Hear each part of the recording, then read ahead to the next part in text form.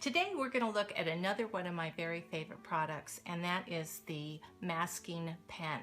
Now, it started as the Masky pen, then it became the masking pen, and now I believe that Fine Line calls it the Resist pen. So I might call it any one of those names. So please know that what I'm talking about is this container filled with masking fluid with this dispensing tip.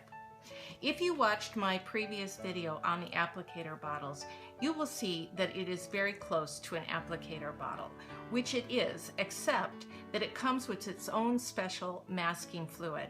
And this is how you will purchase this product. It comes with fluid and a tip, and it comes either in a fine tip or in a standard tip, just like the applicator bottles. And once again, the yellow indicates the standard tip. And for most of my purposes, I do use the standard tip.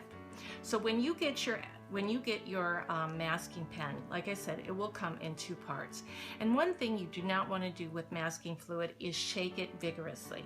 I think most of us walk into art stores and that's the first thing we do with the masking fluid is we start shaking it to see if it's still fluid.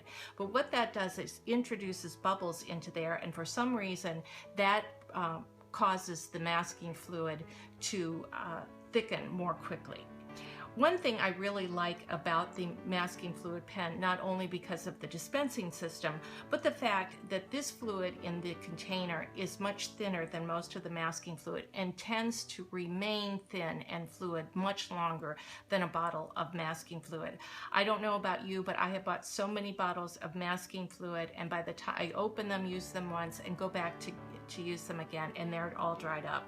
And however they have formulated this does stay fluid much longer and dries up much less quickly. So when you get your bottle, you might see this blue. And what has happened here is there's a dye that they put in with this masking fluid so that when you put it on your paper, you can see it more easily. All you want to do is once you get your bottle is just gently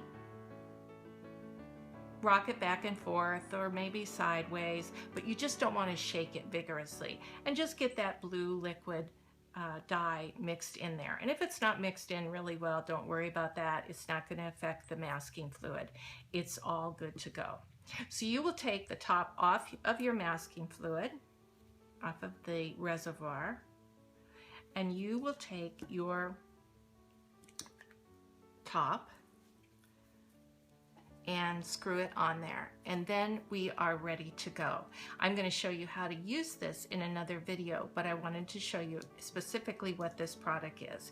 And you can see I use this a lot, and it looks kind of grungy looking. And when you go to get it, especially if you're taking one of my workshop or classes, you want to be sure to get the standard tip, and it is the 18 gauge, and it will have a yellow top and a yellow label. And I'll show you how we use this and what purposes it can be used for in the next video. Okay, thanks.